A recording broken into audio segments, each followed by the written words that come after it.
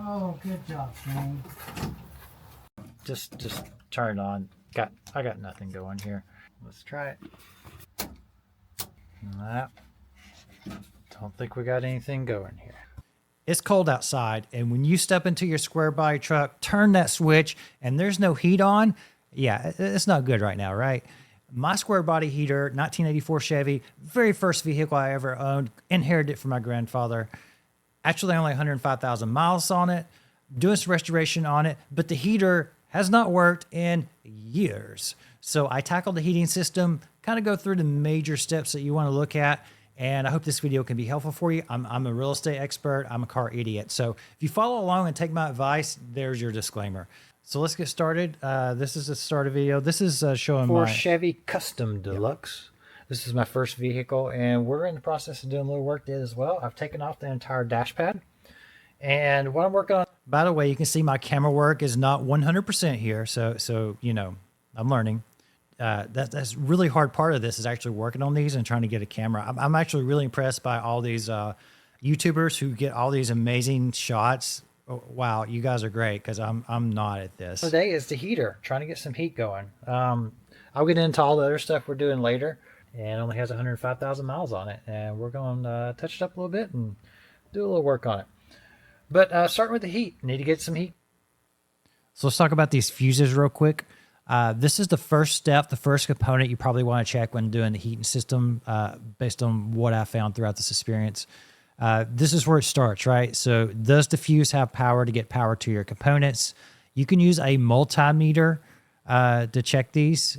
I didn't know that at the time, right? So I just went ahead and replaced them. I went to AutoZone. I just bought a simple pack of fuses. You can see here that I put them in, all good to go.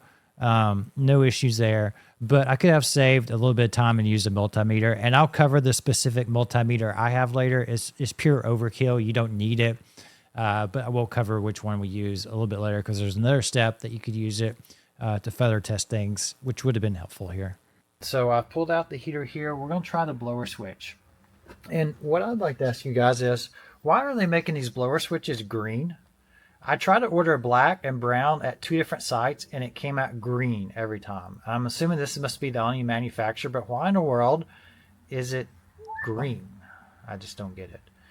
If you guys can tell me that, I would appreciate that. But we're going to replace the blower switch and see if that's it. I've already replaced the fuses. And you can see these wires are spliced back here. I remember when I was young, I seem to remember. So one thing about these wires, later in the video, we're going to get into properly fixing those. I'm not an electrician, obviously, and these wire nuts, they kept coming off, and I was just like, we got to fix this. So there's actually a whole dedicated part in this video a little later how I fix those. So stay tuned for that. This thing, the blower just would not shut off, is what I seem to remember, and I think we just cut the wires. That's what we ended up doing. Probably not the brightest I did back then. So I've hooked the wires back in, still getting nothing when I turn it on, which I'll show you. But just turn it on. I got nothing going here. All right, so I want to pause right here and talk real quickly about the multimeter. So again, I went and started changing out the switch, but I should have actually verified if there was even power going to the switch before I did that. I was dumb and didn't do that. I did later. So, and I don't have a video of that, but what I did is I took a multimeter. This is the multimeter I use. This one is completely absurd for any DIY. It's way overkill. I have a maintenance company that works alongside a property management company. So we have some extra fancy tools. This is one of them, but it's a multimeter. You can put the positive prong into the connection, ground the black, and it will tell you if you have a voltage, which should be around 12. And if you do, then that means there's power going to the switch. So that is the first thing I should have ever verified, was that when I reconnected the wires that they actually worked, and I didn't do that. So that was kind of dumb on my part, but it worked out okay in the end of the video, as you'll see. But I just wanted to cover that real quick about the multimeter. It is an important component of doing these types of repairs. All right, got the old one out. There's just one little screw holding it in, so we got that out. And again, we got the original one, and now we got this, this ugly green one. I wonder if I could spray paint this black. I got some trim black paint. That might work. But let's see if it actually works or not. All right, moment of truth. We've got it installed, and I've hooked up the endpoint there, so considering there's a lot of time left on this video, you can tell how this works. Try it. Oh, one thing I do want to cover real quick. Let me move this back just a hair. So I want to pause the video right here. This is a really great view. Obviously, you know, I have terrible camera angles on this stuff, but you can see there is one screw. There's just one little screw in this shot that holds the switch in. So all you have to do to change it out is take away that screw. It pops right out. So I just want to make that point as far as if you're changing a blower switch here. Super simple. You just got to take that one switch and that one screw, and it's a quarter inch socket. I don't know why it's not metric. Everything else seems to be metric, but maybe it is, and I don't know. I'm just dumb or something. But anyways, just want to point that out. One little screw gets that switch out. Let's try it. See what we got. Obviously, this does not work well. A lot of time left on the video. Don't think we got anything going here. Shocking. All right, so it's not the switch. It's not the fuse. So, could be the blower. I believe there's a relay that goes to the blower. So, do a little more homework and power probe. So this is the power probe. And this is a cool little gadget. This is massively, like, if you're just a DIYer, you probably don't need this. And honestly, I don't need this, but I like tools. What this does is you could actually power up components and test if they work or not. So I'm down to the relay or the blower. And what I needed to figure out was, is it the blower or is it the relay? Now, actually researching online before this, I had already figured out it's probably the relay because, as I mentioned before, it was stuck on high. And if it's stuck on high, that's a relay issue. And of course, nothing's going on now. So I was pretty confident it was a relay to begin with, but I wanted to test the blower with this, see if it worked or not. So that's what the power probe here is for. And then I'll link to that in the comments as well. It's overkill. You don't really need this, but you know, if you like tools like me, it's kind of a cool little gadget. Be sure you know how to use it, though. You can mess up components if you don't use it right. Also, I'm not an expert with it, but I think it's well worth the money because it's super simple to just hook it up, hook it over, and see if it runs. This came on. Sounds a little rough, though. I was really shocked when this came on, actually. I thought it would just be dead. I might just replace that. It sounded a little rough there, so... Obviously, our resistor is an issue, so I'm going to take that out, order one of those, and I'm probably just going to go ahead and order a blower motor as well, because that sounded a little rough. By the way, guys, not super expensive to do all this. Really wasn't. The fuses, the heater switch, the relay, the blower, maybe $150 altogether. It really wasn't that expensive for these little components. Right there. So that's what we're doing on the heat system. That's our next steps on that. Got a new resistor. We hope this is going to be an answer to... So you can see right there, the resistor is just literally two screws. Where that hole is right there is where the resistor came out, the old one.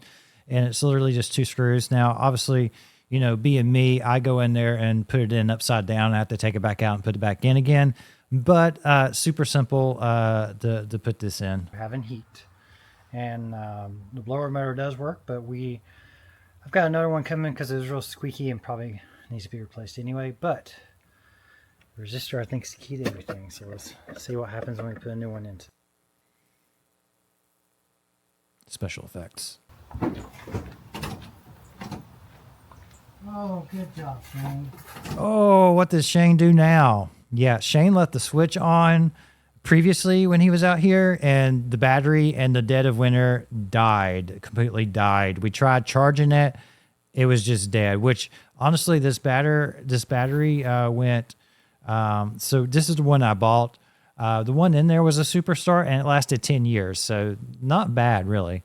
I don't know. Batteries are hit or miss with me, it seems like, but Yeah, that was a great Shane moment. Left the switch on previously, drained the battery, and it was not come back anymore. So had to get a new battery. All right. You see the new battery. So we have the squeaky blower motor over here. Bought a new one, and we're going to put it in. 7mm.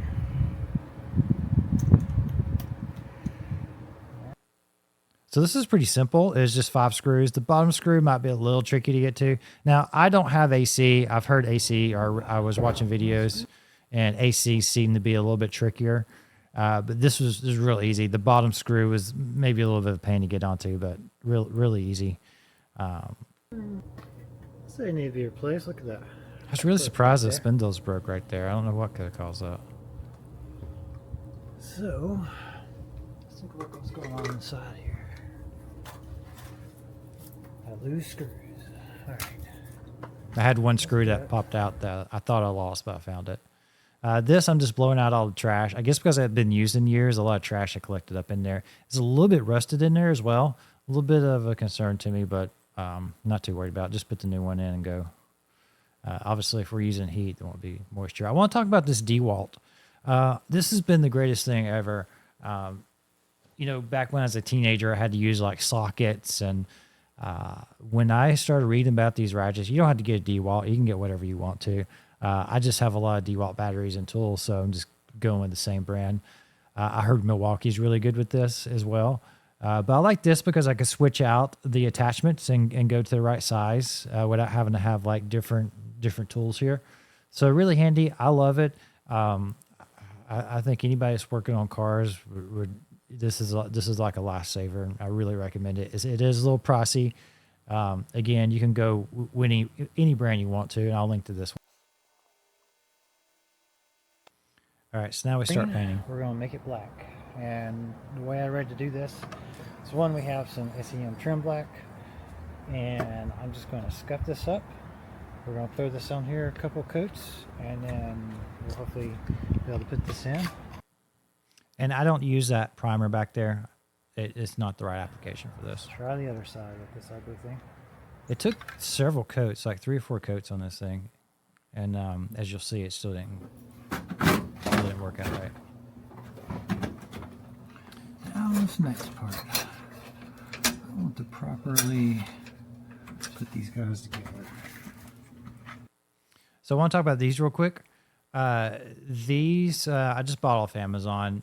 Nothing special here, but I really love how these things work. The way I use them is I take the wires, I twist the wires together in the middle, and then I already have one of these on, one of the open ends, and then I twist them together, slide it over, and then I can melt this on there. And I may not get the solder perfect, but it makes a really strong connection and waterproof seal. So really like these little things. And then I'll show you the heat gun I use. So let's find out what kind of wire we need here.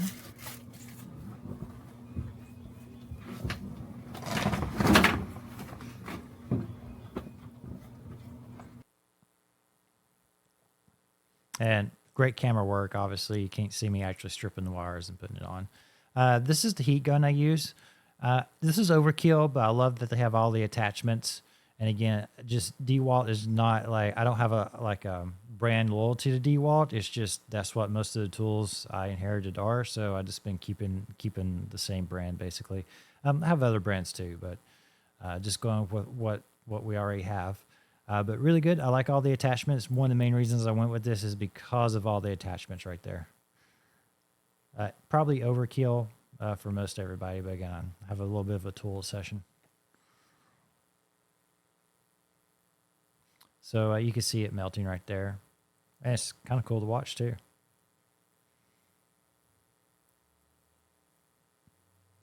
The orange wire, I kind of made the knot in the middle too big, so I had to use a larger sleeve.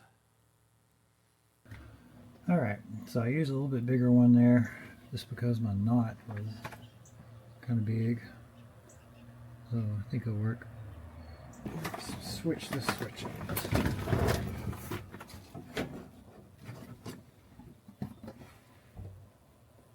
Well, let's test the switch first since we've got these guys in now. There we go. Oh, it works. If you have a square body, you know those blowers blow. Still gonna put the new switch in. Still loosey goosey. Yeah, the switch was loose. It wasn't locking into position very well. Okay.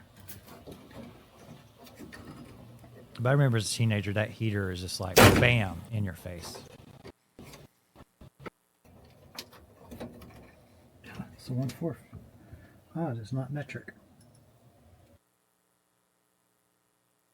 It'd been a few weeks since I'd tested the other one.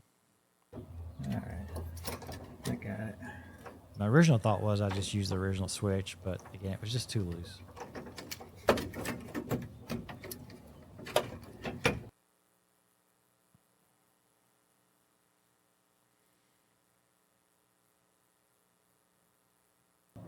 All right. It's on there. Let's put the switch back on.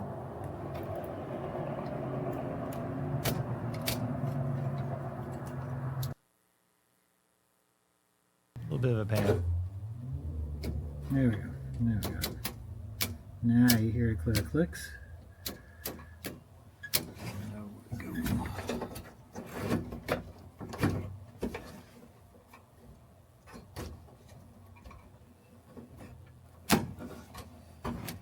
All right. Now let's double check everything works. Oh yeah. Yeah, you can still see that green. I don't like that. The green. I swear, if I get a black switch, I'll probably switch it out sometime. I hate that green. That right there. See That it? just drives me nuts. I almost want to take it out and paint it. And I do. You know what? I think we will. You're about to see a conversation with my mom. Try to guess what state we're from.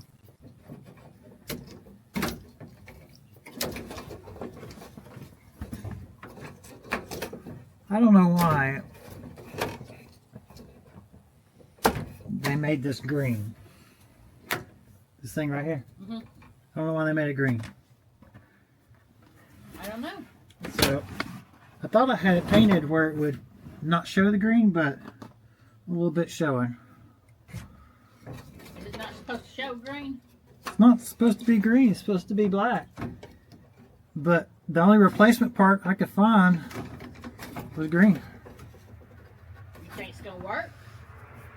It works, yeah. Oh, it works, so I didn't know it worked. It definitely works. They just made it green for some reason. Why, I do not know. I hope someone has an answer for that, because I really think it's the stupidest thing in the world. And throw some paint on there, let it dry. I can attest that you can put paint all over it and it still seems to work okay.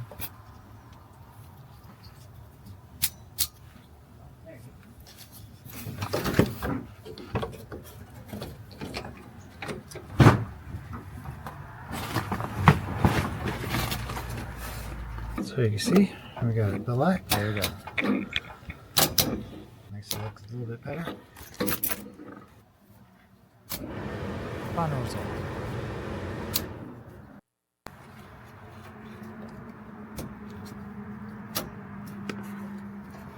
Alright. And then you just put the bolts back in. Put the bolts back in and it would be good. I'm going to leave this out though because I'm still working on the radio and I want the room to work on that. So that's it for the heating system. We have knocked that out finally.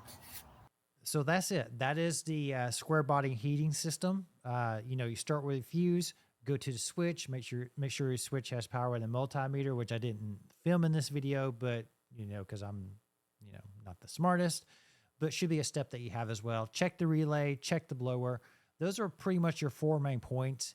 And when I was researching this originally, a lot of people did not mention the relay. A lot of blower videos, a lot of videos about switch, but not many about the relay. So I hope this video helps in that regard. And also I covered each of the main of the components. And even if you switch everything out, it's not too terribly expensive. So that's my experience. I hope you liked this video. If you drop me some comments about this format, it's hard when I'm doing the actual projects because I'm thinking and focused on the project that I'm not focused on the video aspect. as you can tell with some shoddy camera work. So with that in mind, let me know how you like this format of where I come in afterwards, make some comments and follow-up comments, and let me know how that format works for you. All of the product links will be in the description below. And this is Shane Wilson with Trial by Torque.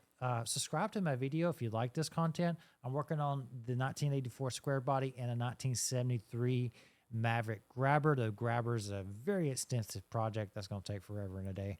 Squarebody, a little bit less extensive. But that's the two things I'm working on this channel. Subscribe if you like those two brands of vehicles, or if you just like seeing an idiot like me try to attempt car repairs. Talk to you soon.